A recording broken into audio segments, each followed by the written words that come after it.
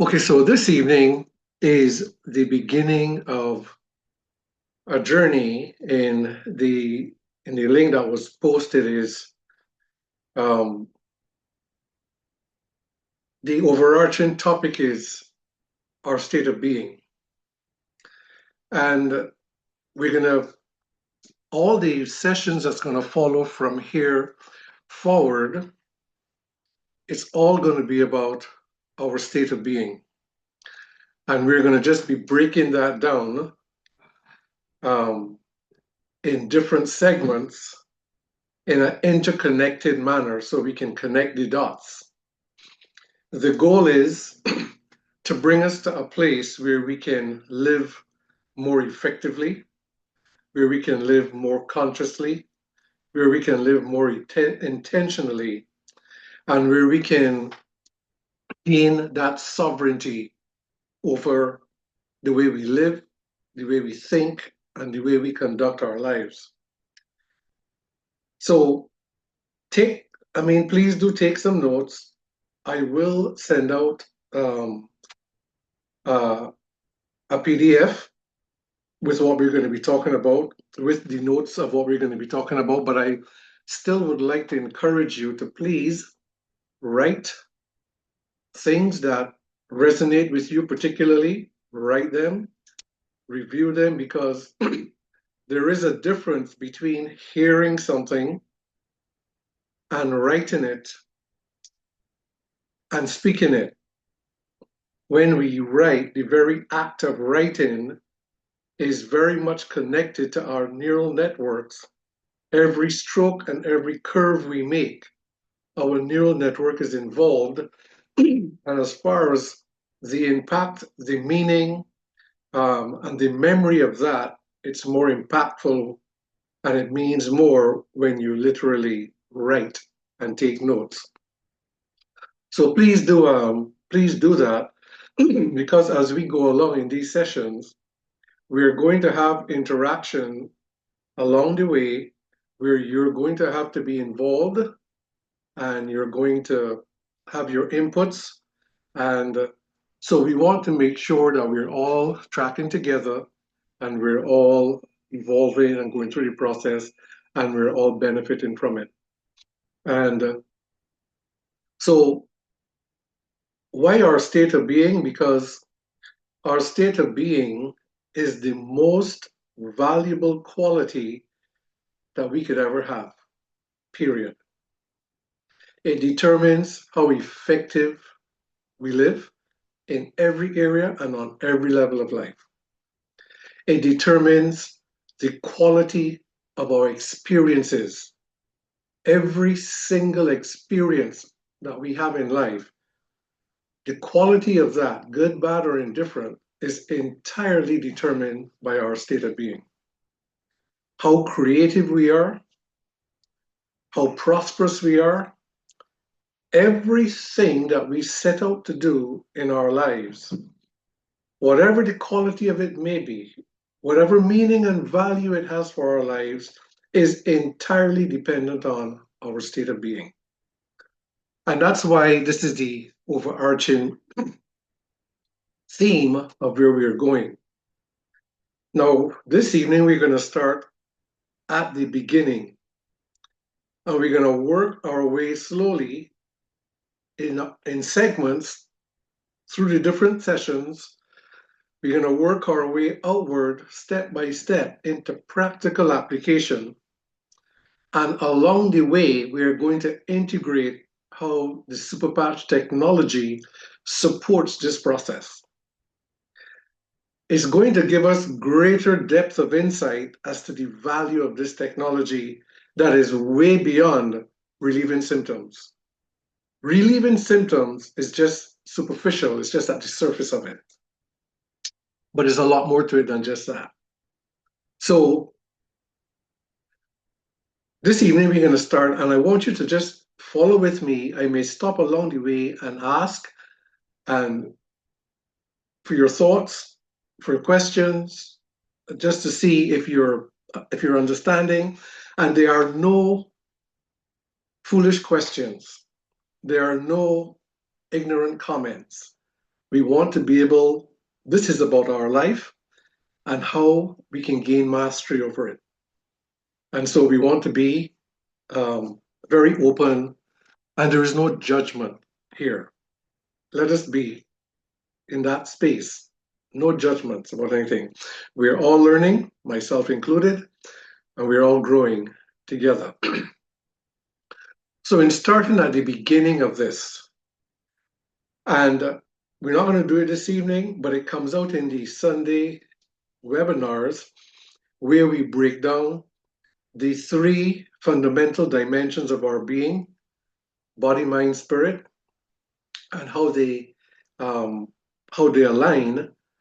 And when it comes to state of being, what determines optimal or suboptimal state of being is that alignment. To really understand that alignment, I'm going to be going from the very beginning of it. And because this is unfamiliar, you're going to hear some things that you probably would not hear anywhere else. And a lot of it comes out of my own personal experience and along the way, as well as from all the research and studies, etc. So let's start here. Each one of us began life the same place, and that is in the womb. At conception, when the first cell was formed, there was an intelligence embedded into this cell. Science knows the biology of what may be happening. We do not understand how it is able to happen, how the cell knows what it is to do, when it has to do it, and everything happens in a perfect timing, and it happens the same way every time. This one cell becomes two. It transposes itself into a second, and those two cells transpose themselves into four into eight, and that replication continues over that 9 months of formation. It is a miraculous orchestration and creation of a human form. But here's my point for this evening. Before there is even a recognizable form in the womb, before the fetus is even a recognizable form, bear in mind that there is an intelligence that's driving the very unfolding of these cells into a form. So please open your minds and think about this, because this is you and I, and this is how we begin our journey in this earthly experience. We don't know the intelligence that's embedded in these cells that makes it know what it has to do. But before there's even a recognizable form in the fetus, there is a little tube that forms.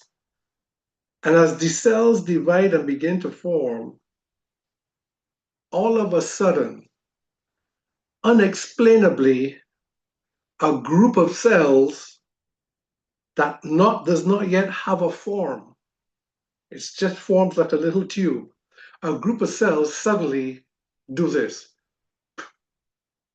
They just start to beat. This becomes what we know as the heart, the organ called the heart. It is not yet formed as the organ that we know as the heart. Where does that spark come from? Remember, there was an intelligence that was driving an unfolding process. About 3 weeks into this process, before it's even a recognizable form, a little group of cells, for reasons that science can't explain, just started to do this. That first beat is the first spark of human life. Where did that come from? And it's an electrical impulse. We don't know how that electrical impulse emerges in this cell and this group of cells. And today, it's still happening, the beating of our heart. It began with this, and our life ends when this no longer pulses anymore.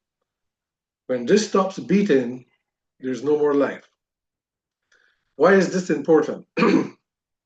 Because our heart is the center of what creates our state of being. And we're going to understand that more and more as we go along. This organ, the heart that's always beating,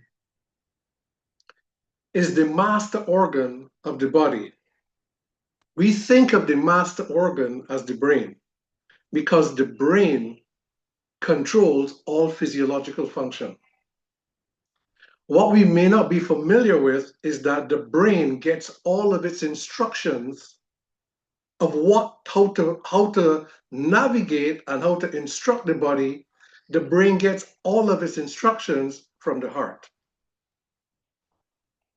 The brain does not instruct the heart instructs the brain of what to do, right down to the cellular level. That's why it's the very first organ that actually forms and functions in the body is the heart. It is why the heart, the electromagnetic output of the heart is hundreds of times more powerful than the electromagnetic output of the brain. The electrical output of the heart is about 5,000 times greater than the brain. It's a more powerful organ than the brain.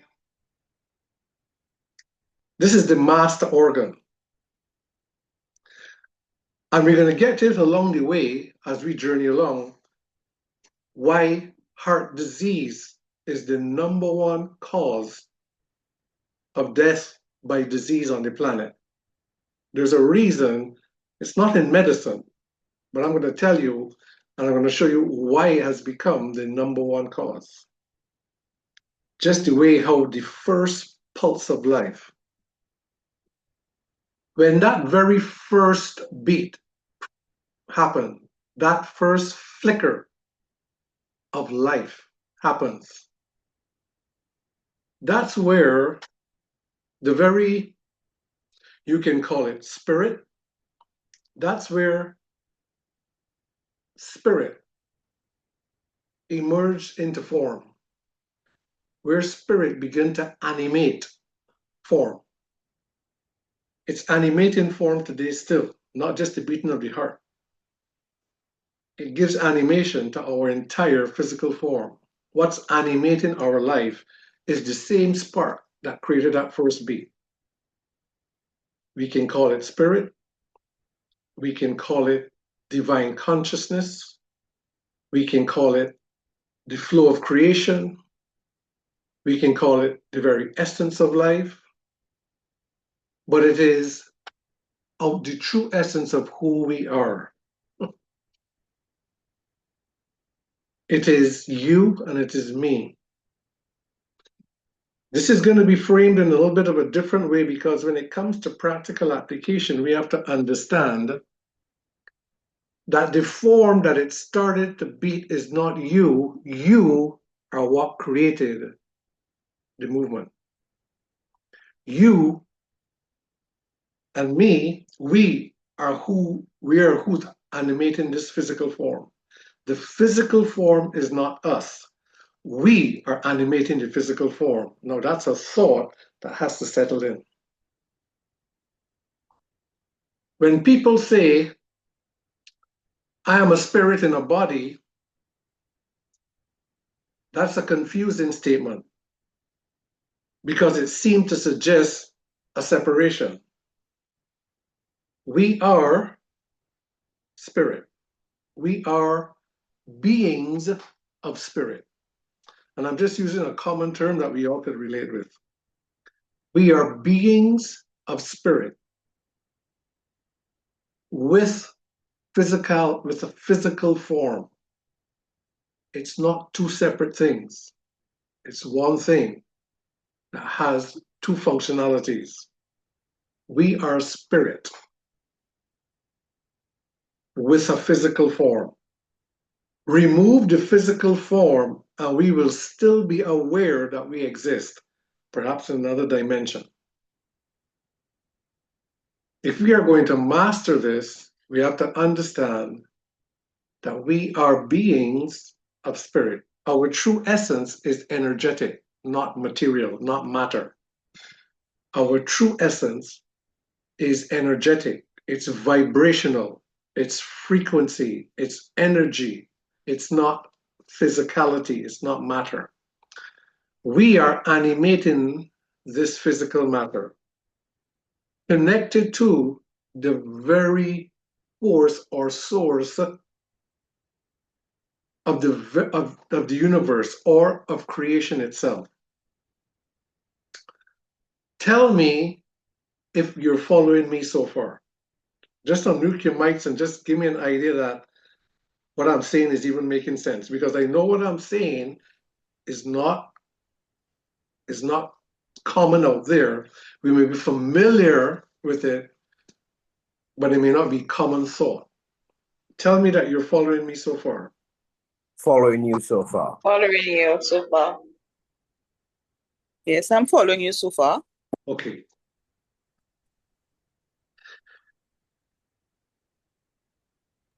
Following so far. Right. So. Yeah. Yeah. Following so far. Good.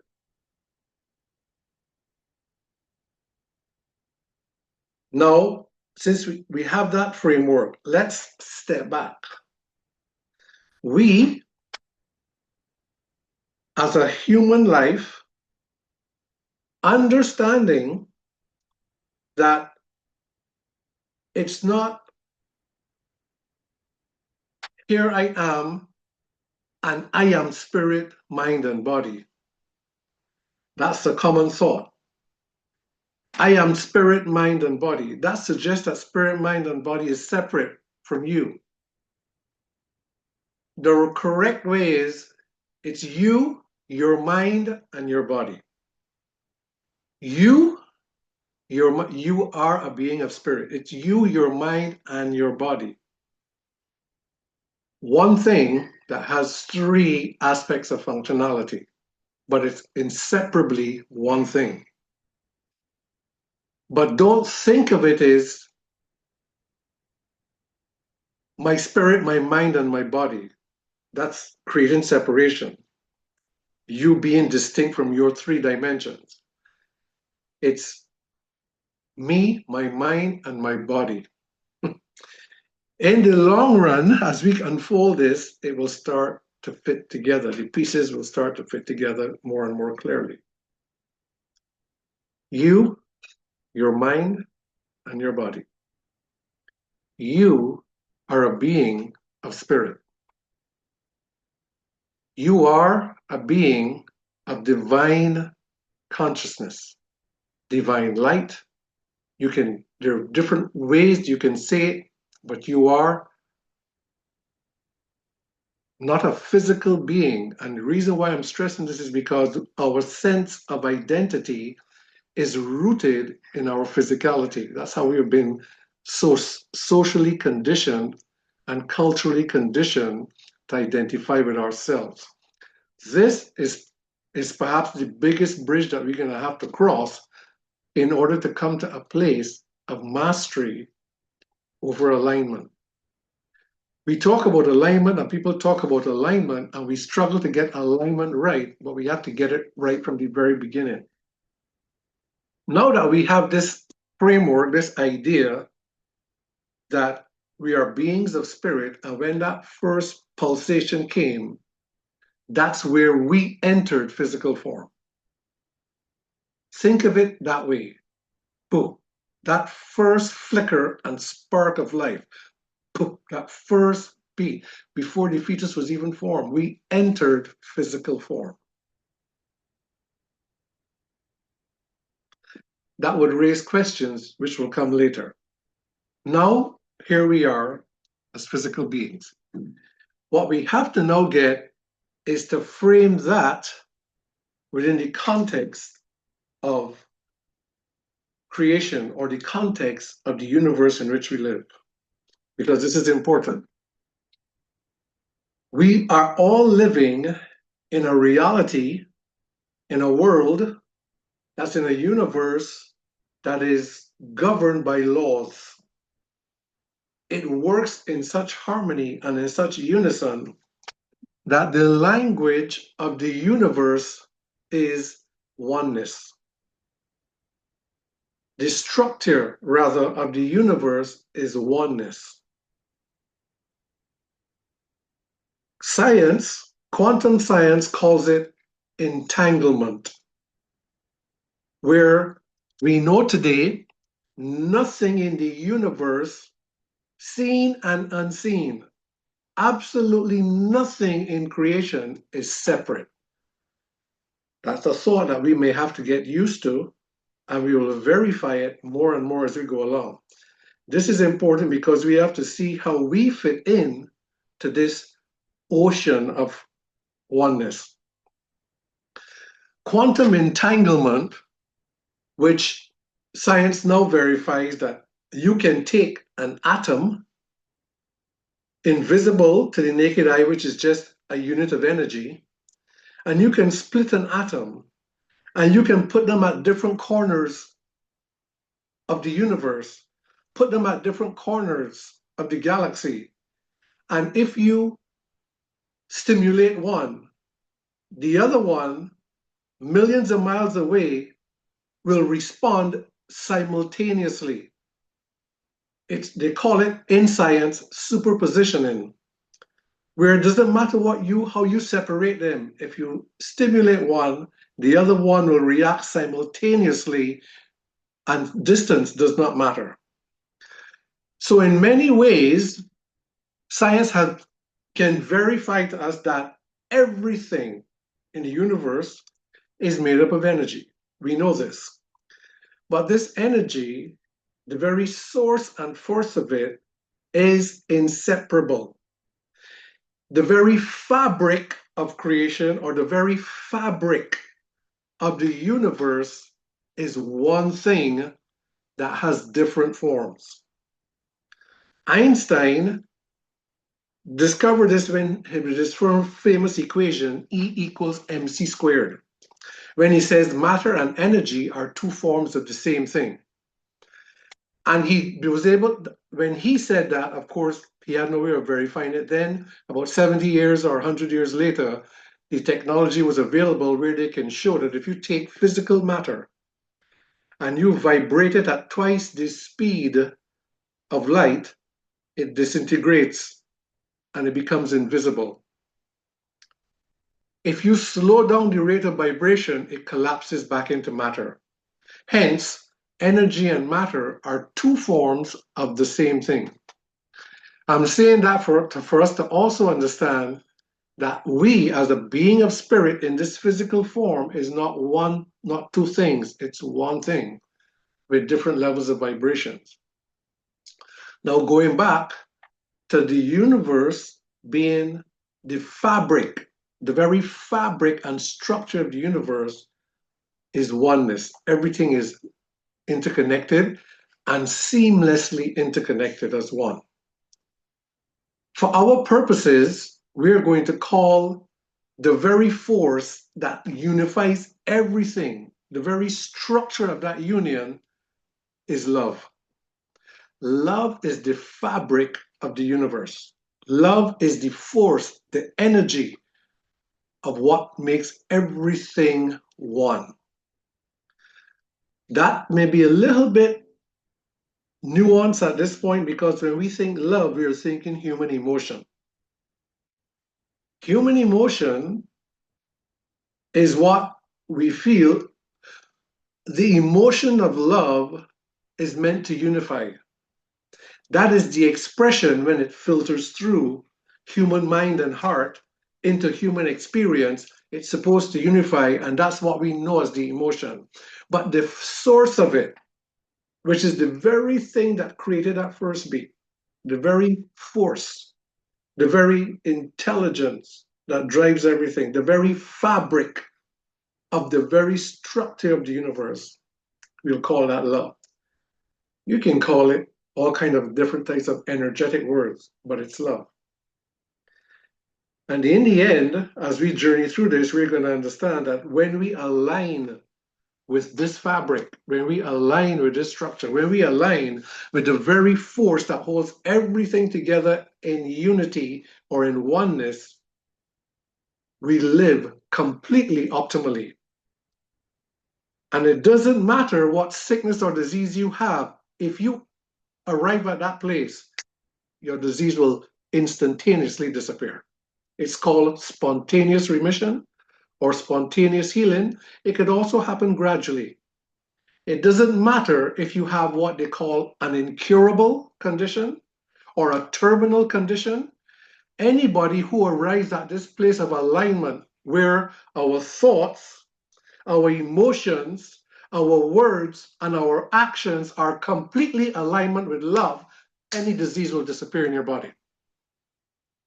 In addition to which, our level of living, creativity, and effectiveness is going to be extraordinary, what people will call beyond natural or supernatural, which is our true essence of being.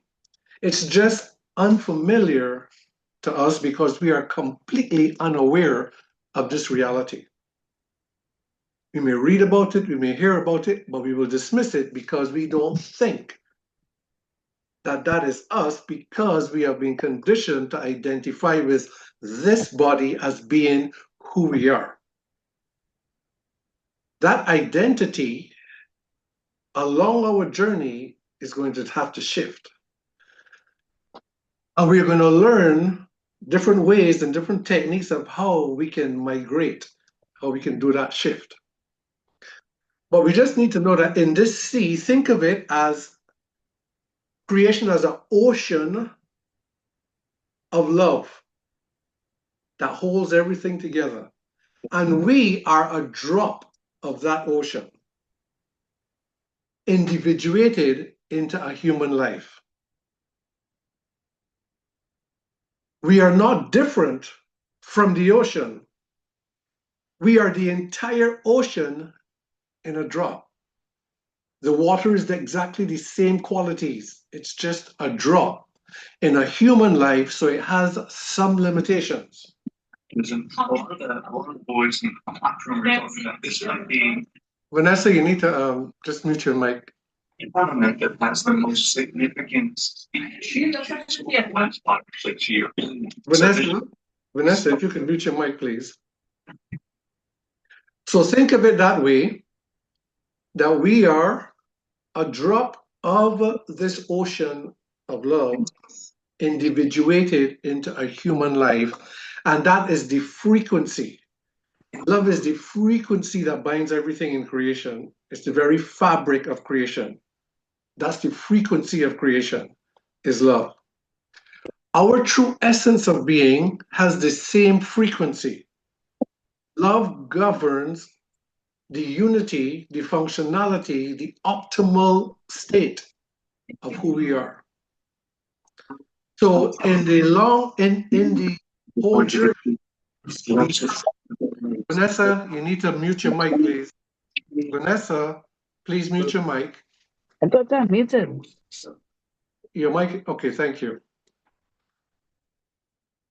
In the journey, we are going to learn how to, that's the alignment that we're coming to. Everything that we do, the alignment in the end that gives us this optimal state of being is going to be when our thoughts, emotions, our words, and our actions are not just one and the same, but they are aligned and in complete vibrational sync with love.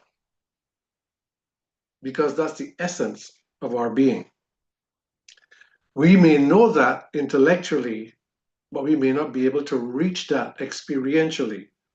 Because to reach that experientially, we have to have our sense of being rooted in our true essence of spirit, our true nature, our true energetic nature, our true spiritual nature, our true divine essence. Our sense of identity needs to return to what started at the very beginning with that pulse. That first pulse is completely aligned with the fabric, force, rhythm, pulsation of creation.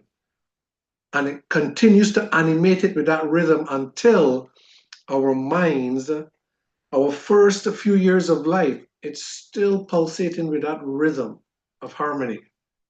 But as we begin to become enculturated to society, the world around us, as all the data floods in through these five senses and shapes our mind and conditions us to see reality and interpret reality a particular way, our true essence of being, which we know of in our first few years, that becomes obscured. So our journey is a journey of rediscovering, or as Jay would say in some of his talk, remembering who we really are. And when we live by this state of being, this is not about religion. This is not about any type of denominational or doctrinal things. This is just the truth and the reality of who we are that is all verifiable scientifically. Not that you can't clothe it in religious values, because that can also have its place. But it's not about that. And the only way that we are going to know that this is true is through experience. This cannot be known. Our true essence of being as beings of spirit cannot be known intellectually. It can only be known experientially. Hi, Annie. Hey, how you guys doing? Yeah. It's my little friend. It can only be known experientially. Why? Because the senses of our true nature, the senses of our divine nature, which is what I'm going to call it, it's not physical. We have spiritual senses that are far superior and sharper than physical senses. But because our conditioning of our minds and our hearts has been shaped by physical reality, it's difficult for us to know existentially or experientially what it is to be and to live in that place of spirit. It is like standing on the shore and looking at the ocean and wanting to know about this ocean. And so we learn everything we can possibly learn about this ocean. And we get a PhD in it. And we become a master at knowing everything about this ocean. But until we actually walk into this ocean and become submerged in it, only then could we say, I know what this is now. But we can know about it, we can teach about it, and we could be an expert about it. But if we have never experienced it, we don't really know what it is. This is now the only way we can know our true essence of being, is that we have to step into the ocean of it, which is why scriptures say things like, the things of God are foolishness to man. And the things of the spirit can only be spiritually discerned. You have to literally only know it by experience. And we're going to journey right into that. So it's important that we began where I began, because the heart, where it all began, and the last beat is where it all ends. This is the master organ that determines state of being. This heart is the gateway between our true essence of being spirit and our physical reality, which we are expressing through our body and us as a being of spirit. The gateway between the two is the heart, and it's what defines our state of being. And it begins with the seed that creates our experience, what we experience as life, expressed as living. It begins with a seed called a thought. And that thought arises from one of two places.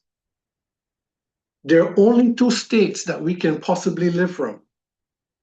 A state anchored in our physicality, which is our ego, an egoic nature, or a state of being that's anchored in our divine nature, which is completely aligned with love. Those are the only two states. When we live from our inner state of our true essence of being, where our sense of identity, our sense of self is rooted in love, we only see life through a lens of unity. We don't see duality. And I mean literally, we don't perceive duality in anything. We see everything as singularity. Everything is one.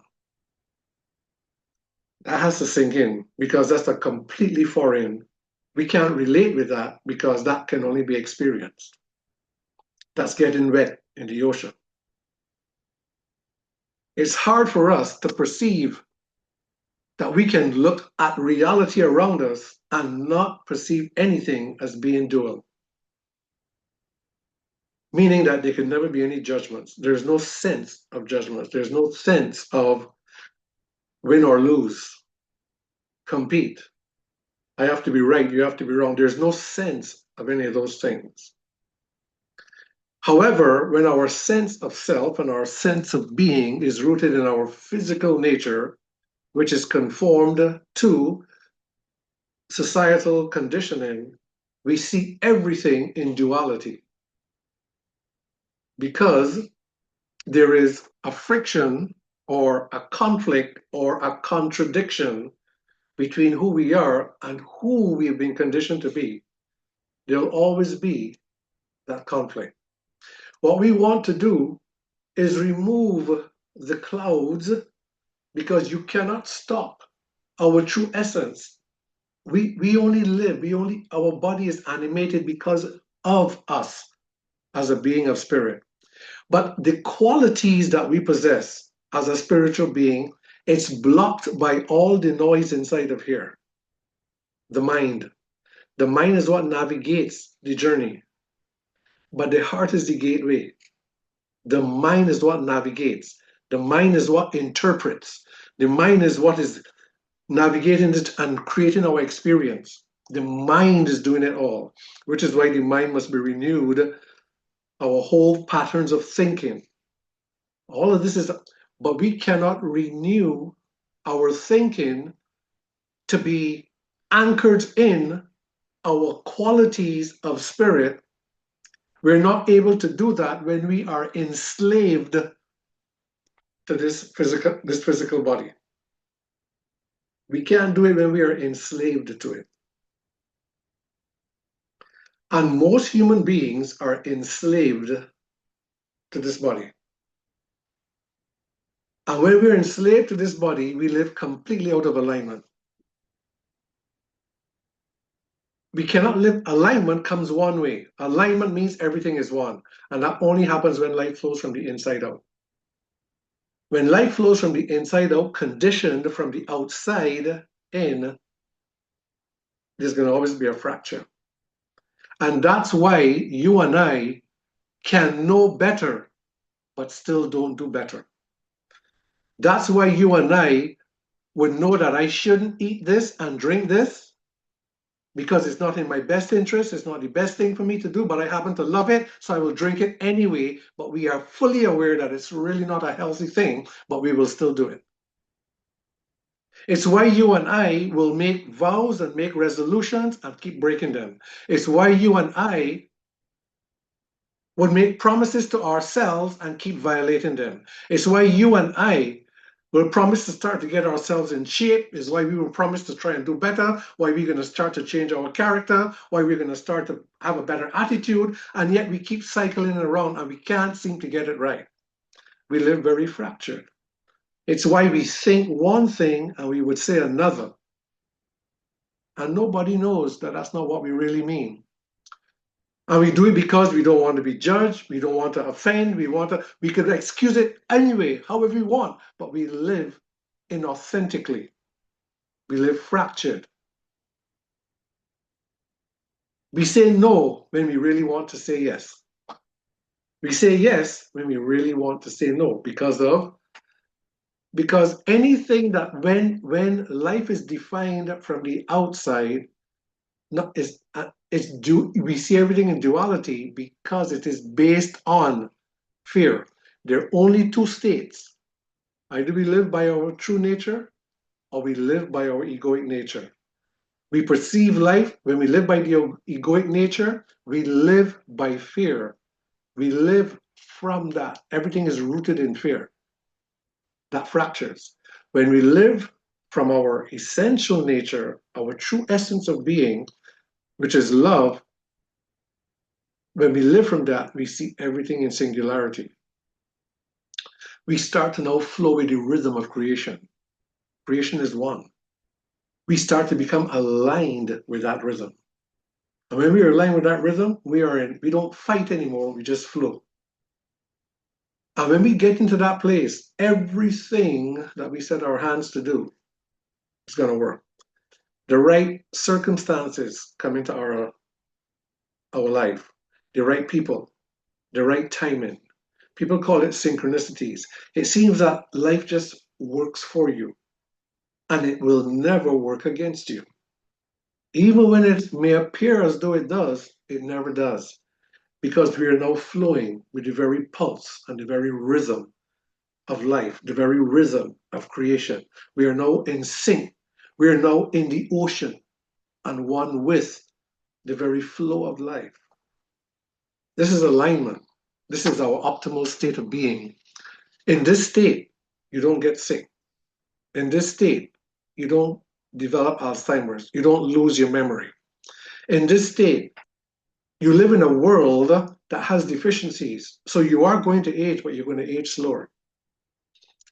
You're going to, in this state, you don't need things to make you feel energetic. You don't have the language. I was speaking to somebody recently and said, oh, I've been feeling tired lately. I need to take some vitamins. I lack in my vitamin. Once I take my vitamins, I'll start to feel better. Something is wrong if you need vitamins to make you feel good. Something is deficient. Something is not aligned. So we're going for alignment, for our state of being, which is aligned with our true essence of being, which is one with the very rhythm and very nature and the very essence of life, which is love. That is the aligning frequency. That is the harmonizing frequency. That is the optimal healing frequency. That is the frequency of oneness. That is our true essence of being. That is what, boom, created that first spark. It is what aligns everything. It is what helped to unfold, to organize, and to bring everything 9 months later into a physical form that is completely animated by this rhythm. It is the same thing that makes a seed germinate in the ground and grow into a tree and bear fruit. It's the same pulse. It's the same rhythm. We are a conscious expression of that, an intelligent expression of that. Not this. This brings us to function in this realm. But we are deeper than that. We are more than that. And so now, our journey is that the seed of thought, which is the language of the mind, which extends and expands into the energy of the heart, which is we call emotions. thoughts is what's going to create the direction of our lives. Our emotions is what gives power to that thought and how it is expressed. And our thought and our emotions, when they are out of alignment, that is our state of being. We will attract everything that is out of alignment. Life becomes an effort and a fight to keep it in order, to make life work. It's always a struggle. It's always an uphill climb. It's always an upstream battle. But when our thinking and our feelings are one and the same, it means that our verbal expression and our actions will be the same. When we can get to that place, and that's going to be the journey we're going through, when we get to that place, what comes into our life is everything that continues to perpetuate that alignment. So our thinking is where we're going to be looking at, because our thoughts arise from only one or two places. And we need to be able to harness that. The place that we are going to begin with is this physical form through which we express our life. Right now, most of our expression comes from how we've been conditioned to think of what reality is and conditioned to think of ourselves as this body. We know that that is true because how we feel about ourselves depends on how this looks and how it feels. How it's adorned, how it's dressed, how it's done. Our sense of worth and value as a person, it comes from what's external, what I own, what I have, what I was able to achieve, what people think of me, how I'm accepted. All external values is what gives me my sense of worth, my sense of value, and my sense of self is rooted in this. So that if this doesn't look good, or it's not perceived as being acceptable in the eyes of others, and if I don't have what others have and I can't seem to achieve my things, and I'm struggling and fighting in life, and I keep fighting and trying to survive to make ends meet, my life is dull. Or if I have a lot and I suddenly lose it for some reason, I go into a big depression. Why? Because my worth and my value is anchored in these things. Life will always be a fight. The businesses that we're trying to build will always be a challenge. We will always be coming up with newer and newer strategies to try and how to be more effective in what we do. But there's no fight. It could just be a flow, just a flow. And that flow really comes from the alignment. And so this evening, we're gonna kind of end it with this, and then I'm gonna want to give you a chance to have a little input in whatever way. We're gonna start to look at our physical body, this vehicle that takes us through our earthly experience. To be able to perceive our true essence of being as being real, to experience that, the journey is going to begin by taking sovereignty over this. Because we cannot perceive what we cannot see. If what we can perceive, that we can see, we are enslaved to it. And the thing that is perhaps one of the most difficult things for us to break, that starts to recondition our mind, is what we put into our mouth. We're going to take that as the first starting point. We know what we should and shouldn't.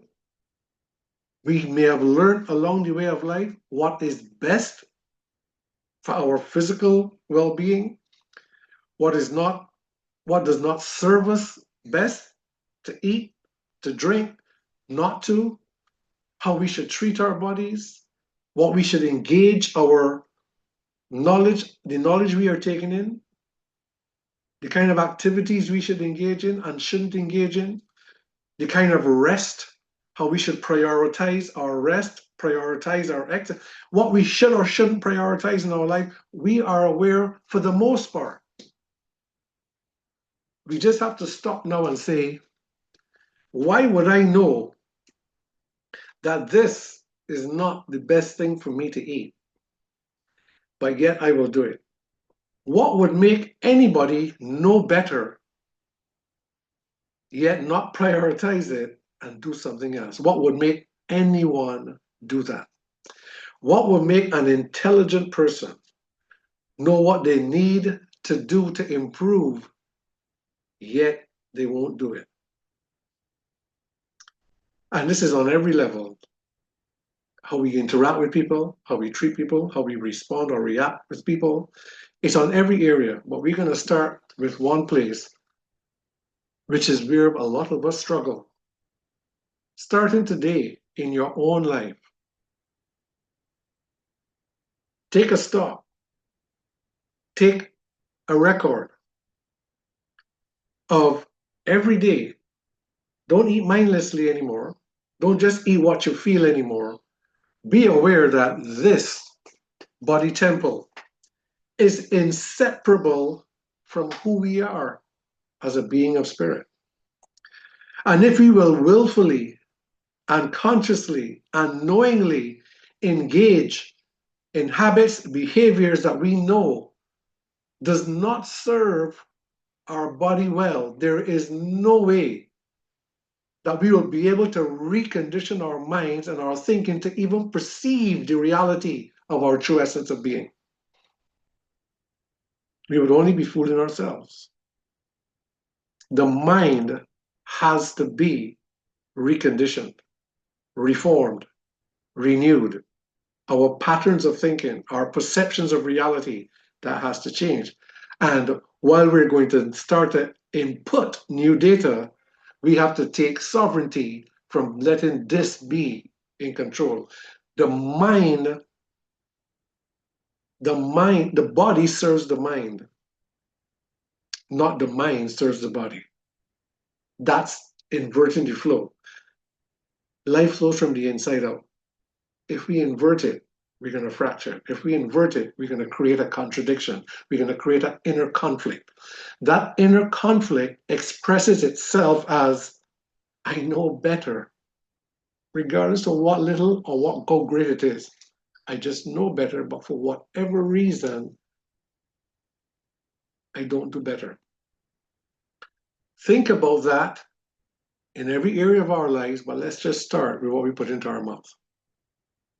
But we could also be mindful of the fact that in our interactions with people, in how things that we do for ourselves and our well-being, that we know better, but we've been neglecting it for whatever reason, just start to be aware and pay attention to that. There are exercises of awareness that we have to develop. We're not there yet.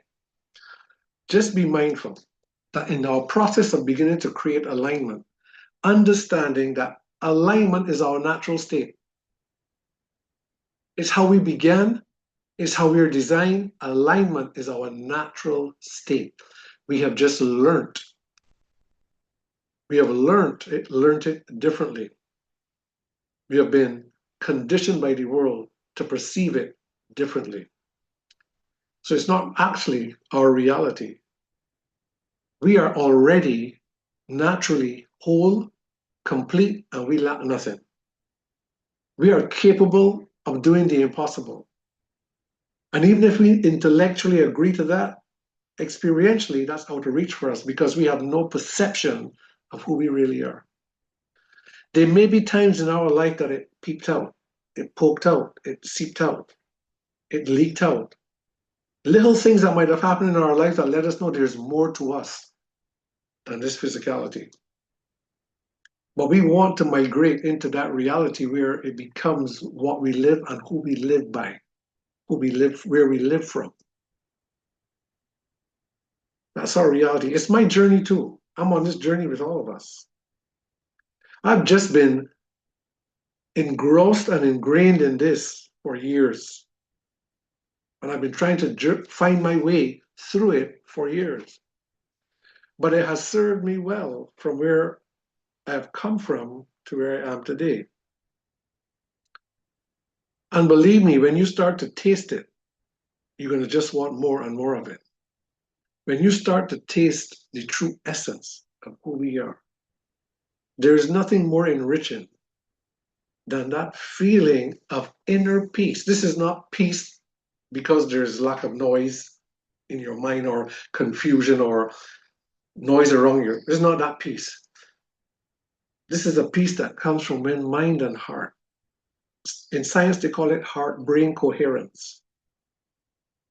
And when the heart and the mind functions like one, which almost no human being lives like that. But when the heart and mind functions like there's one, or when we find that place called heart-brain coherence, what floods your soul, what fills you, there is no experience that comes through your senses that even comes close to comparing with that sense of euphoric well-being. And biologically, all the tests that they've done through neuroscience and through biological tests when there's heart-brain coherence, every system in your body upregulates. All your system starts to become coordinated. Cortisol levels and all the stress hormones and all those neurotransmitters, they drop. And the positive ones start to rise. Thinking becomes clearer. Creativity begins to open up. And you start to get the very intelligence that built your body starts to stream through. You can call it guidance, you can call it whatever. This is a journey that I don't know really how many of us are ready or even willing to take on this journey. But this is where we're going. This is where I am going. And those who have agreed to join, this is where we're going. Now, in our Super Patch business, it's a people-centric business. Our business is more about people than it is about patches. We want to get effective and efficient about offering this technology to the world. We need to become leaders of our own life. We need to become recipients of it first. But when we start to learn how to harness this mind, we're going to start to value this technology we have. This technology is absolutely amazing. It taps into the very intelligence that built and runs this whole physicality. It taps into our true essence of being. It taps into our true nature. And it opens the way to gain back right here, the heart. The heart is the master organ. We're going to learn along the way. The brain is the master organ that directs physiology. Nothing happens inside this body that the brain is not coordinating and directing, that the mind does not instruct. But where the instructions come from is the heart. And the heart is what's connected to our true essence. It comes from us, our true essence, through the gateway of the heart, conditions the mind, flows out into expression. And this body reflects it. In balance or not in balance. Our body just simply reflects our state of being. That's all there is to it. Our body reflects our state of being. Our state of being is either whole or it's fractured. It's either streaming and flowing in unison because it's rooted in our true essence, which is love, or it is fractured, which means it's rooted in the opposite, which is fear-based living, fear-based interpretations, fear-based emotions. We only have two natures, and there's only one or two states we can live from, and there's only two paradigms or perspectives of reality from which we can interpret and live from. When it's from the outside in, it's a fight. Life is fight. Life is a struggle. Life is surviving. And we could become successful, but we lose our health along the way, we lose our family along the way, and we can have all the material stuff and we could just be empty, not fulfilled, not happy. Or the other way, it happens with less effort. And even if by chance we don't get all the trappings of life, we are still fulfilled. And life is still so meaningful. Life is just peace, joy, and gratitude. That's what defines our state. The other way, we live with stress constantly, anxiety, resentment, fear, everything fear-based. Is one or the other. We're going to journey into that. So I'm going to just stop there for now. There's a bunch in the notes that I'm going to send to you is going to open it up with some other thoughts that we won't necessarily get into this evening, but I want to hear from you as to just give me your feedback. What are you thinking? What are you feeling? What's resonating? If it's not, just give me your feedback.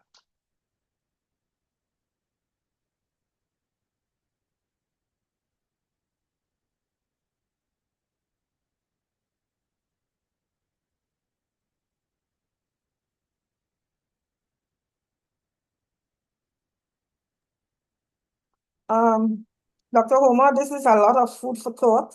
This is a lot to digest, but it all makes sense. But it's a reconditioning of our mind, allowing our spirit to rule and take control of our every existence. We must have that alignment. How difficult is it for people at our age? I think it's a real reconditioning of your mind. With some spiritual background, it will make a lot of difference. So I think we're in for a long treat. I don't know if that was the question, like how difficult is it to for us at our age? Everything in life is perspective. Inside of perspective is perception, but everything is perspective, and there are only two perspectives that we can have. A perspective that's shaped from a mind that's conditioned by our external reality being all that what is real, or we can have a perspective that is shaped by our inner essence of being, which is a more transcendent perspective. That one we're not familiar with, that is going to gradually start to emerge as we go through. But right now, we only know what we've been conditioned into. Anything that we are not aware of does not exist. In our reality, nothing can exist if we have no awareness of it. We really have, for the most part, generally speaking, no awareness of our self as beings of spirit. Even though we may accept it to be true, and those of us who are Christians or who are religious minded in any other, we may accept intellectually, because of the authority of how we've been taught and where the information comes from, that we are beings of spirit, even though we may speak it in a way that is separate from who we really are. But we may accept it as true, but we have no awareness or existential conceptual understanding of how that is so. And anything that we don't understand, and anything that we cannot perceive, and anything that we cannot be aware of can never become a reality. We may accept it to be true, but we may not experience the truth of it experientially unless we come to understand it and we can perceive it. That's a migration. The bridge between the two is the heart and the mind. What creates a state of being? or what we can call our soul. The soul is heart and mind as one. It's either going to be harmony or it's going to be discord between the two. Human beings are taught to live in such a way that our norm and our natural norm is discord. But we don't perceive it as discord because it's the only reality we know. We think it is normal to be confused or for a person to have confusion. We think it's normal to get vexed or upset when somebody says something and we get offended. It wasn't my fault. I mean, it's because of what he said. We think all those things are normal, but those things are completely abnormal. Nobody can say anything to upset you, to get you offended, to make you angry. That's the wrong perception. That's perception. Did you hear what he said? Did you see what he did?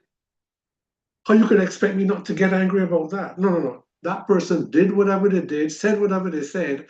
How we interpreted what was said or what was done, first of all, what we thought about it, which was then processed through perception, which is the meaning we assign to it based on how our minds are conditioned or how our mind is set, our mindsets.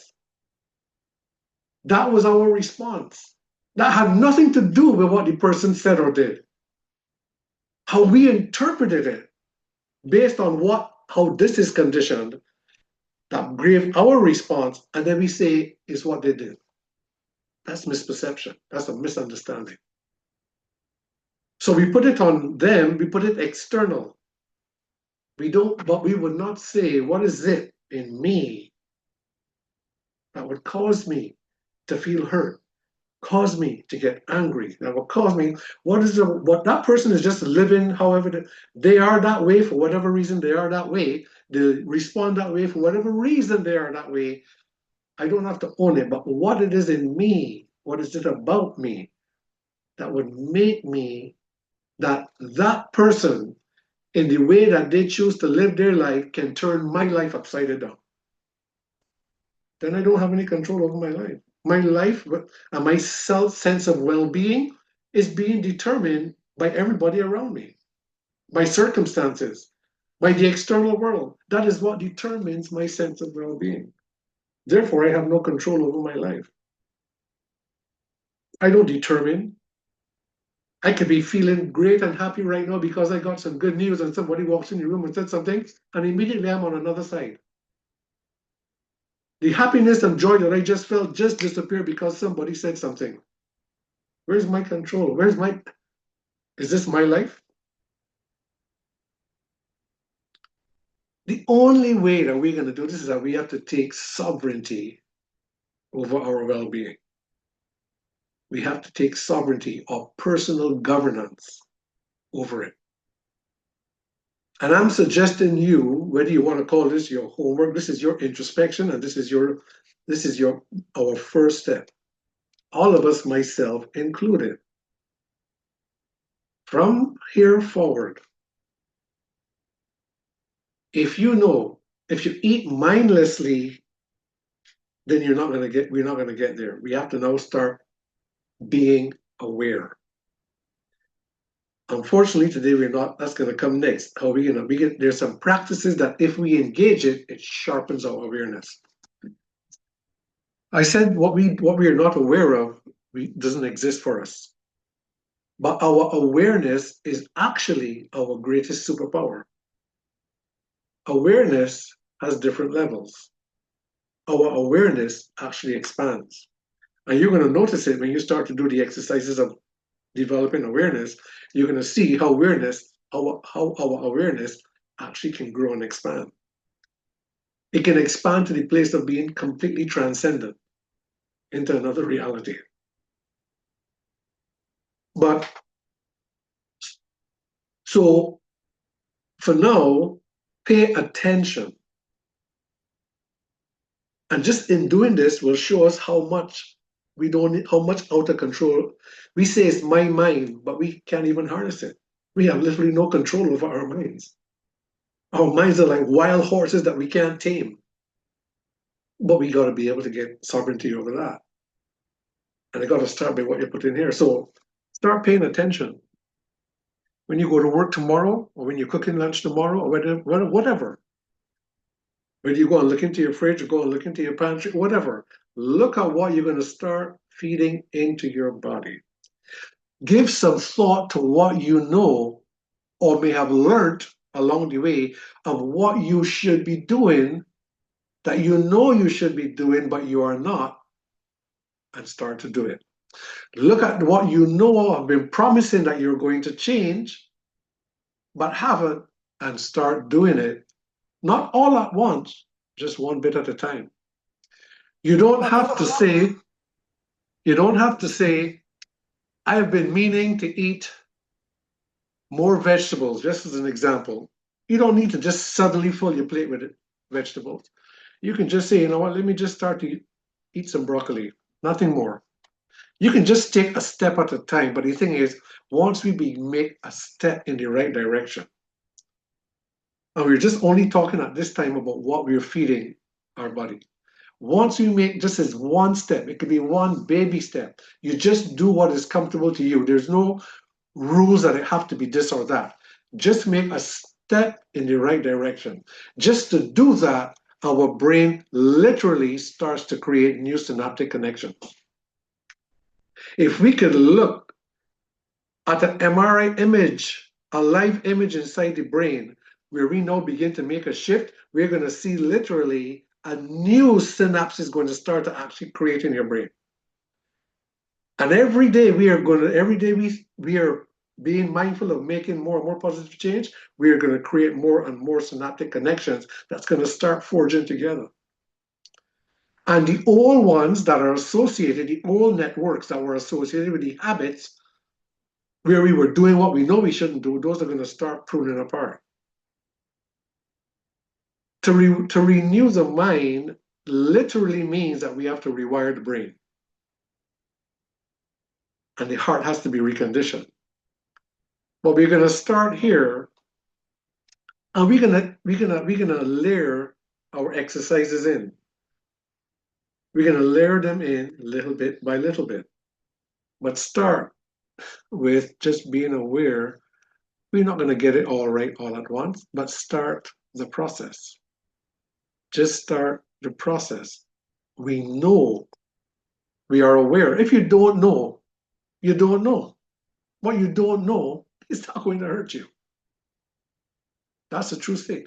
But what you know concerning how you treat and honor your body. We go to bed late at night because we get caught up on TV or internet or whatever, and our body doesn't get, and we've been meaning to start going to bed earlier. If it's that, do that. How honoring our body. That's what we're going to start with. Honoring our body, but particularly what we put into our mouth. Because that's one of the tough ones. In my 25 years of clinical practice, one of the hardest things for people to do is change their diet. Change what they eat and drink. And there's a reason for that. And we're going to get further into that. There's a reason. But just for now, as we begin this exercise, contemplate for yourself, why would I know better? Why would I know what is in my best interest, but yet not prioritize it and do it? Why would I do that? What does it say about me and how I value my life? What does it say about me and what am I worth? What is it saying, really? Contemplate that. What would you say to your child if you saw your child doing that? What would you say to your child? If your child was exactly that same way and you observed it, what would you say to them? How would you advise them? How would you guide them? as long as we know better. And for whatever reason, whether we understand it or not, agree with it or not, like it or not, we choose not to do what we know serves us best, whatever it might be, we are going to be living fractured. And what is going to rule our life is these five senses, which means becoming aware of and beginning to perceive and beginning to experience the true essence of what's actually animating this flesh is out of reach. And we will only be able to talk in terms of what we have heard in the religious world, because that's our only reference. That is our only reference.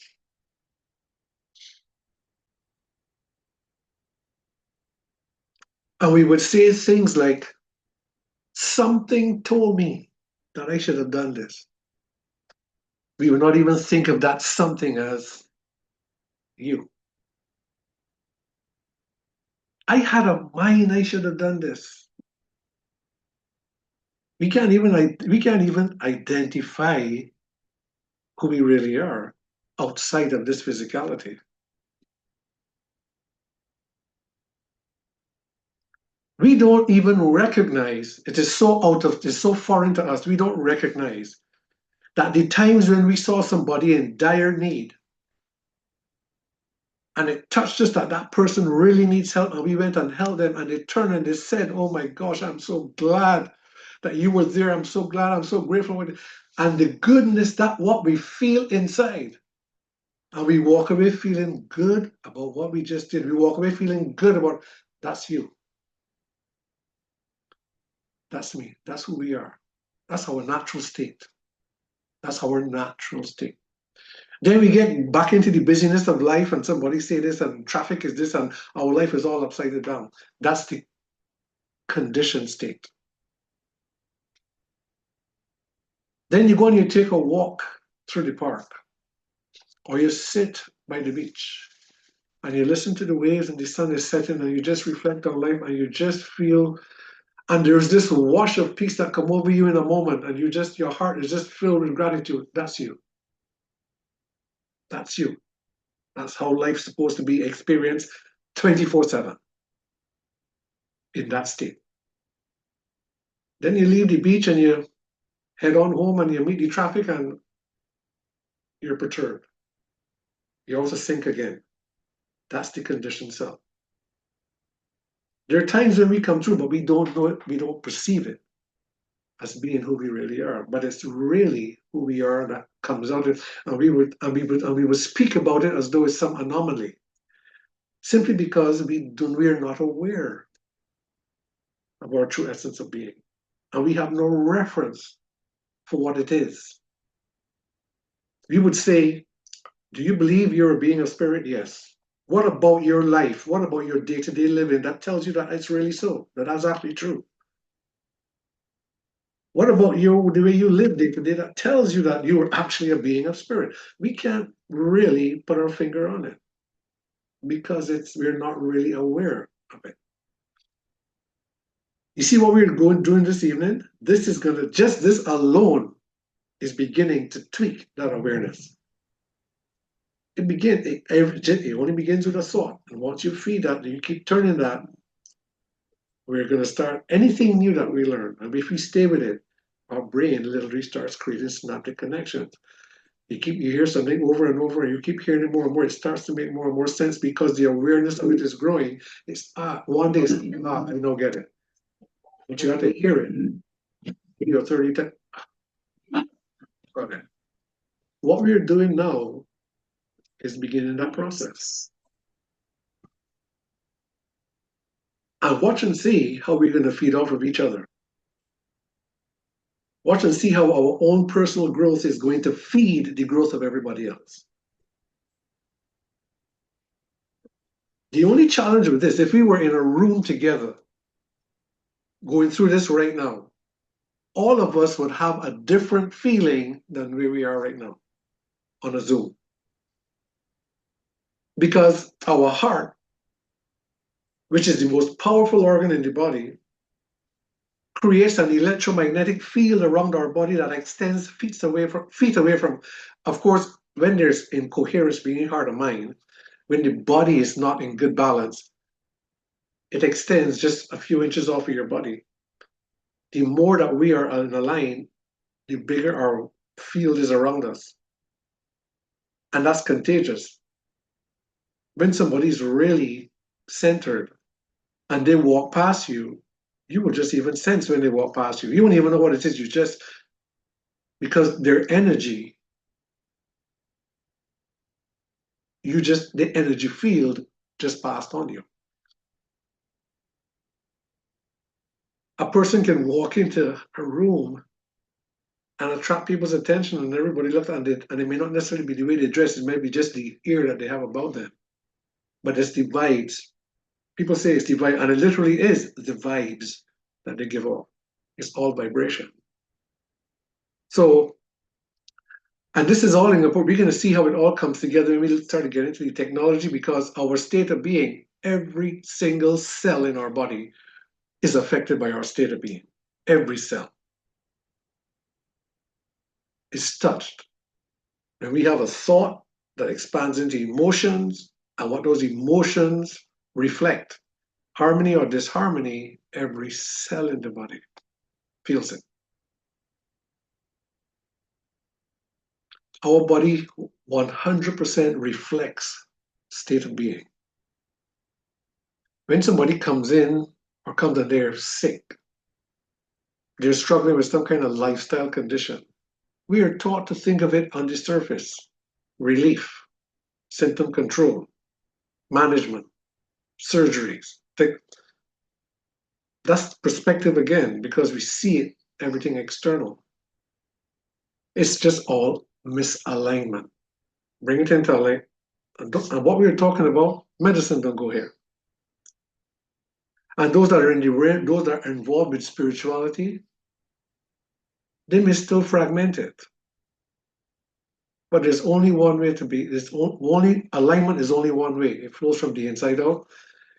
You cannot be aligned spiritually only, mentally and emotionally only, nor physically. You have to be aligned spirit, soul, body. Spirit, mind, emotions, body. So how we think, how we feel, which constitutes our state of being, and what determines that is our beliefs, our values, what shapes our, what we call mindset, how the mind is set. We have to reset some of the things that we hold to, which makes up our belief systems. And that's part of the part that's really challenging, is shifting belief systems. Because when what a person believes to be true, even if it's not working for them, it's hard for them to let go unless they are courageous enough to step into the water and experience the, okay, I got it now. I can see. Or through repetition, they begin to shift perceptions. Let me tell you guys, this is such a wonderful journey of meaning and value beyond anything that this world can offer you. There is nothing more valuable than state of being that is formed by alignment. And if we want to live our absolute best life, we should avoid engaging in anything that's going to compromise that.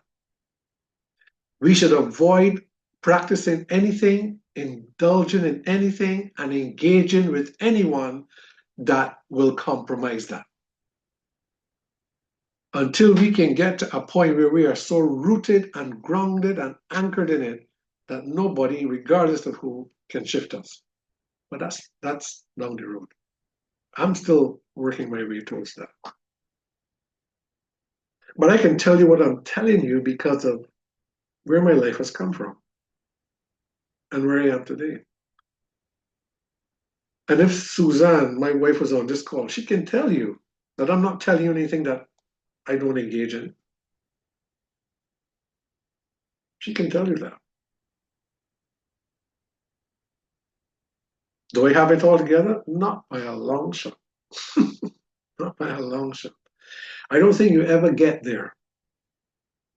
I don't think that because we are eternal beings, there's no end to it. There's no end to our growth. There's no end to our expansion. There's no end to it. That's another story. Thank you for your input, Maura. Anyone else that want to share anything else before we come off? I'm going to send you notes on some of these very things. We are spiritual beings having a physical experience. We need to understand our spiritual self.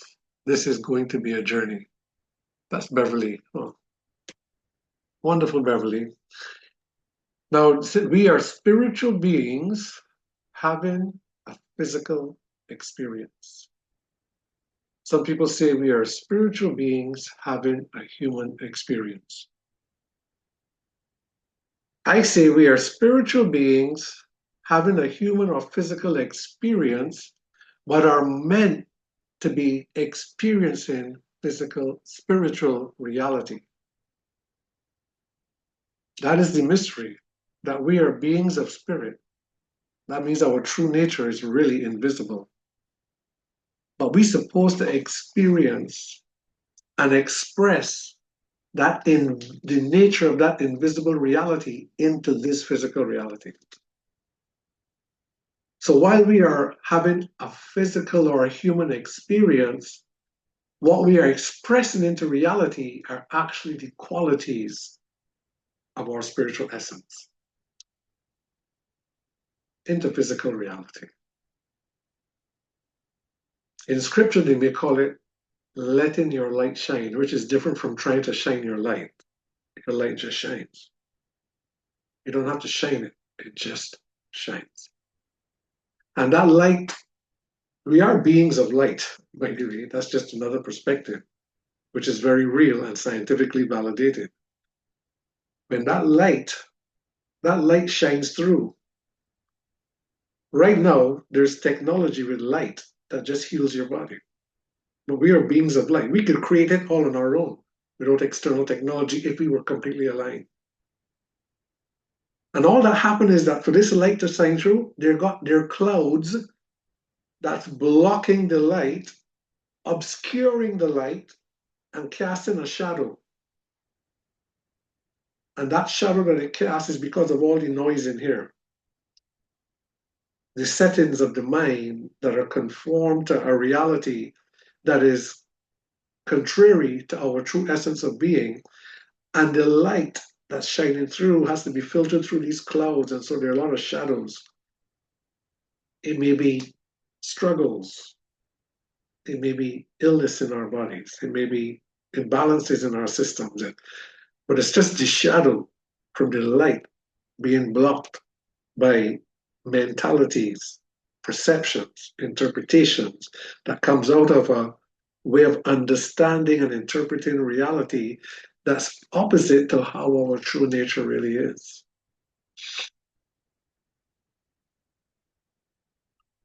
And we're going to be able to connect the dots along the way. But just for this evening, understand that how we started that first book, that's when spirit became embodied. Boom, spirit became embodied. And it kept everything in alignment throughout the whole 9 months. Throughout the first few years of life, everything was aligned. And then we started learning. We started observing. Those first 6, 7 years, we started absorbing everything in our reality. Even though our analytical brain is not developed yet, these intrinsic emotions, our parents are disagreeing. We don't even understand it, but it's all vibrations. We are all taking it in. In fact, it starts within the womb. We are being formed in the womb, and mommy is stressed, and she's arguing with dad or with the other people, And those vibrations are all taking us in as we develop. And we come into the world and we have vibrational frequencies that we can't articulate. We're too young. We grew up and it has influence on our lives. And we are shaped by the reality around us, all the data that comes in through these five senses.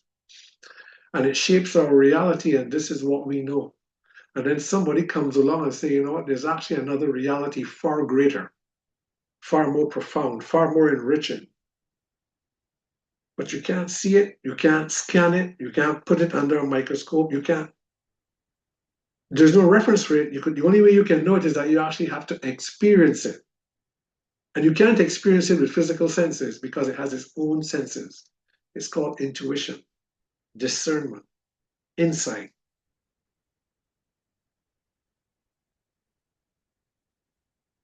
It's guidance, it's a knowingness.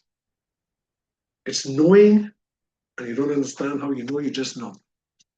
Because you're tapped into the very source of life itself.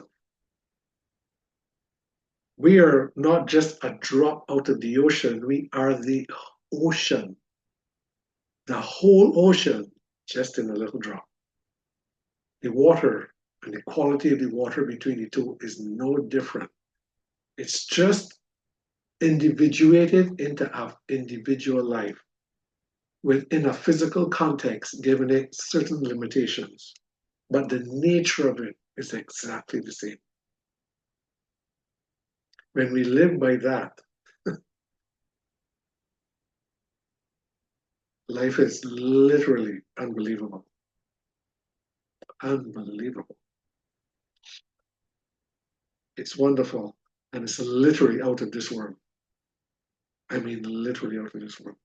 Let me tell you, when we start to engage in this and we talk about building our businesses, when we build people, we build ourselves, our businesses will be built more organically, more fluently, and with less effort.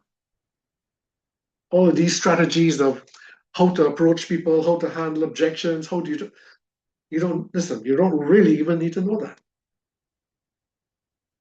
You don't. It's okay to learn these things, but what will flow from us more and more as we engage it is going to be so natural.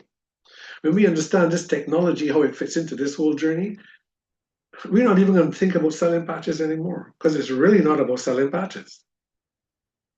And it's way beyond symptoms. Way beyond symptoms. Somebody come and say, oh, stressed out, can't cope, overwhelmed. It's no longer, I have a patch, try the peace patch. Because of how we're engaging our lives in a more meaningful way. When we meet somebody like that, it's not the patch first. It is understanding now what the quality of that person's life must be like. So when I speak to people, you tell me how stressed out or overwhelmed you are, I start to talk about, I can imagine how the quality of your life, the struggles you're having. And people believe me, they want to talk. And they'll say, yes, man, I have not been able to do this, or it's just mental. And they'll talk about how the quality of life has changed because of all this stress. And when you speak with them in regards to how life can be better, imagine if you did not have that, how would life change? If you could not have this, what would it mean to your life? Well, let me tell you, if I could get rid of this, and this is what, let them say it. And when you say, I know of a technology, it's completely drug-free, very safe. I've tried it, and it's amazing. I've had other people try it, and it's changed their lives. And just what you would like to experience, it has helped them to do that. You think they're seeing a patch? They're not even seeing a patch. They're seeing a better quality of life. And they just want to try. Why? Because they want their life to be better. But if you just jump to a patch, it's all about what's in it. It's a whole dialogue is going to start. It has nothing to do with quality of life now. It becomes a sale. It becomes, believe me, you will build your business more fluently. People are going to be more receptive to what you're saying. because they're not going to sense the underlying motive that you're just looking for a sale or a sign up. That's not going to come through on your voice. The sincerity will come through on your voice because you know what? You've been journeying to your own experience of improving your quality of life. And the very practice that you've been engaged in helps us to understand now when people talk about their issues, you understand it from a different vantage point now. Because perception and perspectives are shifting. And then we start to genuinely begin to care. And so we're not selling anymore, we're just serving now.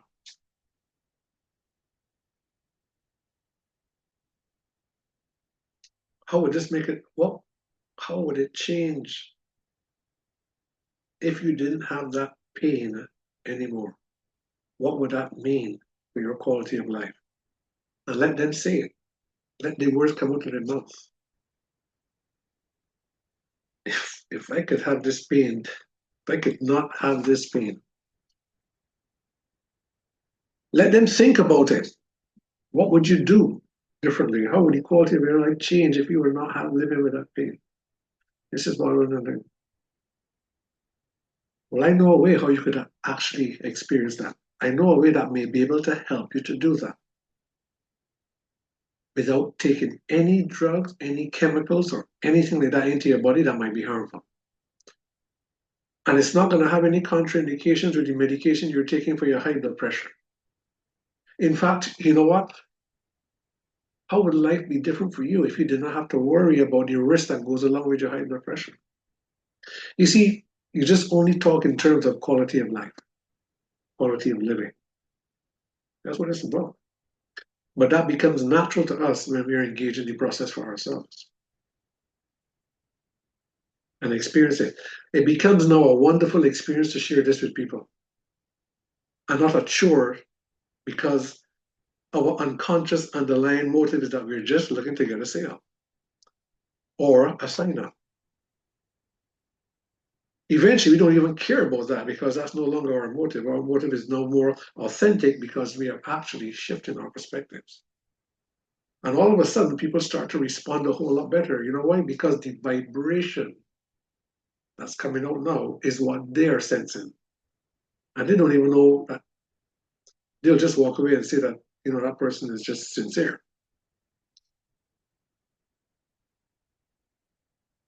It may feel like you're building slower, but you're building on a solid foundation. You try to, this whole thing about success, love, speed, you're building on sand. You get quick money, but it's not sustainable, not in the long run. I am not going to build that way. I don't care for that. I'm not going to invest my time for short-term gains like that.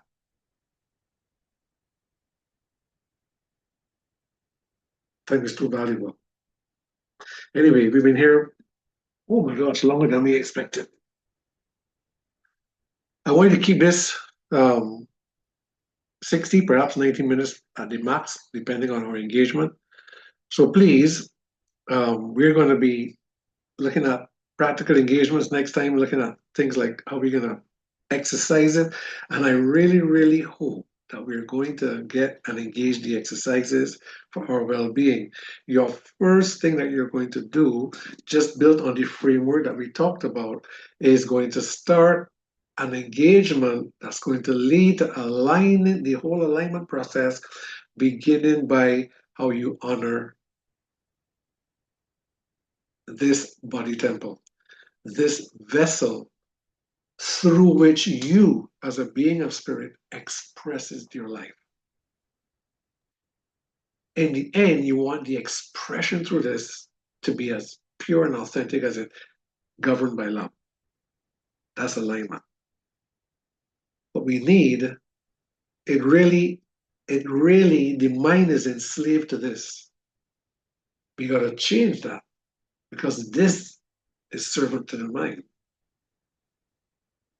But our conditioning inverts it, flips it in the wrong direction. And you will see, be aware that when you go and stand up and to go and choose something to eat or drink, and your appetite reaches for what you love, even though you know it doesn't serve your body best, you just happen to enjoy it, and you know that over here is really the better option, but you may not like it as much, but you know it's the better option, and just observe what's going on inside of you. Observe that there's actually an internal tug of war. And grind your teeth, and do the right thing. Just doing that starts to reshape this thinking. It starts literally rewiring our brain. It literally starts a rewiring process. Just do it. And when you sit down and you've eaten and your mind thinking about what it would be like if you had made the other choice, observe that. And continue and enjoy the right choice. You are reshaping your mind. You are reconditioning. You are rewiring your brain all simultaneously. And when you get up and you leave there and you go your way and you look back, you are going to feel a sense of goodness that you did the right thing. And that is going to also start to wire in your brain. That sense of, I did the right thing. And just doing the right thing over and over as it becomes just what you feed into your mouth, you're going to wake up one day you'll wake up, and all the time you've been meaning to get up and do an exercise, you'll wake up one day and you're going to feel to now do that just because your brain has been shifting from doing what you know is right. This is, believe me, it may sound simple, but it's more powerful than people think. And if you know you have to make a choice to do something, it may not, even if it's not what you feed into your mouth, but you got to make a choice to do something that you know is the good thing to do or the right thing to do. Whether you agree with it, whether you like it, or whether you like the individual involved in it, it doesn't matter. Just because you know, you are aware that this is really the right thing to do, grind your teeth and do it. Let me tell you, you are repairing the bridge by doing that. It's gonna, and just keep practicing. Watch and see. It's gonna start reshaping. Your mind is you're gonna start noticing other things in your life that you're gonna start shifting. But let it start with what you put into your mouth, and just see how that one alone challenges what's going on inside here. Watch and see the tug between you and your conditioned self. Watch that tug. And every time you have to make that choice, and you notice that there's this little tug of war going on in there, and you choose the wrong thing, don't care how you excuse it and justify it, and you choose the wrong thing, you have just quenched this even further down. And the more we willfully go against it, the harder it is. We gotta, next time we try it, the step is a little bit higher.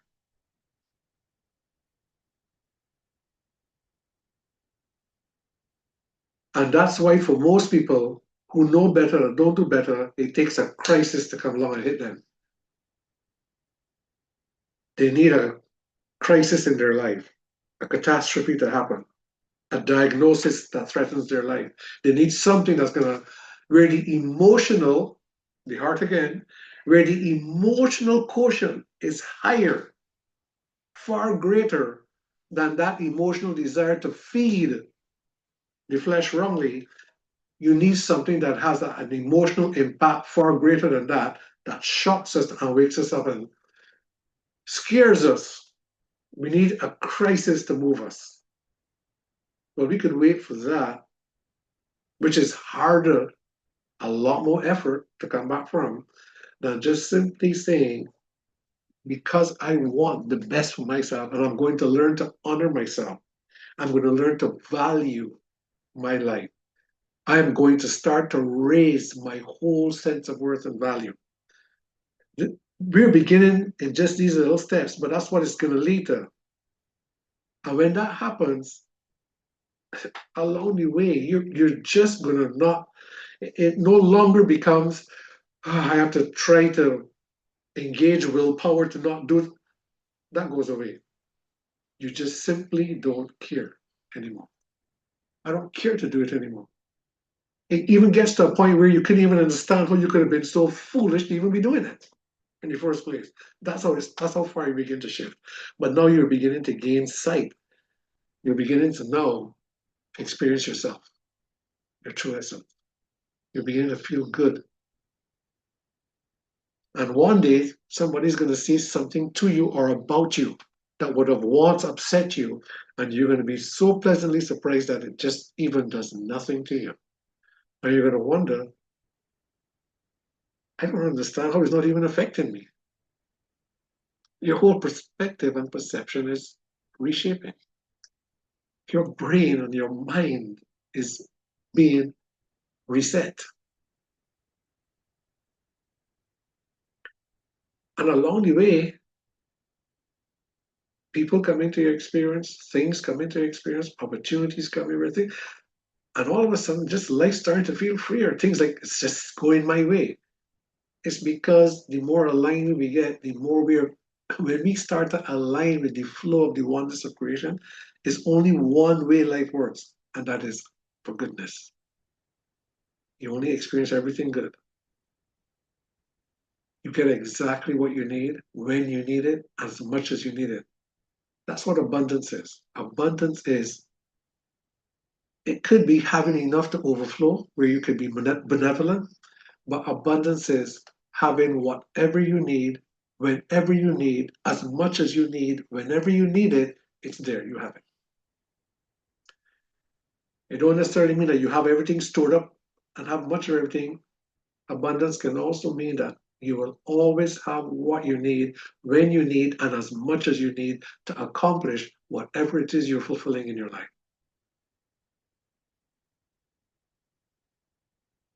And life is designed only to work for us, never against us.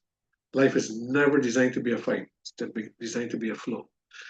But we've just learned to paddle upstream, and paddling upstream is what we know to do, and that's normal. But we're going to learn how to turn the boat and just flow with the river of life. Anyway, folks, I wish I would have heard from more of you, or maybe I spoke too much, but that's our beginning. Please give some thought, give some awareness, give some attention to honoring and valuing your body, this vessel through which we express our life as living. You want the quality to be as high as possible, start to think about how we feed and how we treat this. Be mindful of it. We may not get it all right all at once, not by a long shot, but we only need to start and be aware, and it expands and it grows, and it's just like a seed. Just give it time. Just give it time. Just give it time. As we stay consistent, the mind is what orchestrates and navigates the experience of life. And the experience of life is what enriches and gives meaning and value to our very living. This is what we are trying to reset. And it begins by being taken. We have to be sovereign about every dimension, but start with this. Start from the outside. Then we're going to start inputting new data while we're engaging in a process that's causing the shift up here. We're going to start inputting new data. And then we're going to start gradually, we'll start experiencing things. And one day we're going to be talking together, and everybody can be talking about what they're noticing. That's certainly my hope, because there's no way that we can actually do it and not beginning to say, this is beginning to happen. I'm noticing this. This doesn't trouble me. We're going to start to see it. It cannot not happen if we engage the process. So thank you for taking the time and being here. if anybody has anything else that they may want to share or say before we go, share a comment, share a thought.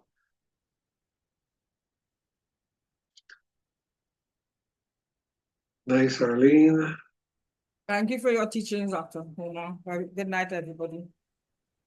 All right, good night. So I'll post the notes This in the chat. Thank you, David. this teaching, Dr. Homer, is deep as the ocean. And listen, is an opportunity that we are getting to engage in this process. Guys, let's take every minute of it. Thank you so much. It's big, but it can be done. Of course, With this it's- guidance, yeah, is really good. Thank you so much. You guys are. It's my honor. It's my pleasure. It's my gift. This is your gift to me, for me to have this opportunity to be able to do this. And believe me, guys, there's no judgment. We're all at different places in life. Nobody judges where somebody is or how somebody's get. That's nobody's place. Everybody's finding their way through wherever they are, however they have to do it, from their perspective, from where we all are going to just find our way through. In the end, as they say, we in the box by ourselves going down. Nobody's there with us. We'll find our way through. So with that, let me just say good night. I hope that you found good value out of tonight and begin to start looking at yourself with a new sense of worth and value, understanding that this body is just the vessel that takes us through life, but this is our body. Our body can be us. It's our body. It's our mind. We really are the consciousness or the awareness that is aware of our body and aware of our minds, aware of our thoughts, aware of our emotions. We are the awareness of life. And that's going to make more sense as we go along. We're going to eventually understand and be able to identify when we say, I am a being of spirit, you'll be able to identify with what says that is actually true. You'll be able to look at your life and say, this is what makes it true. Right now, I can't really pinpoint what about my life actually clearly defines that I am a being of spirit. Because we don't really have a reference for it. Even though we actually experience it at times, we don't associate it with that. Not yet. Well, folks, have a good night. Have a restful night.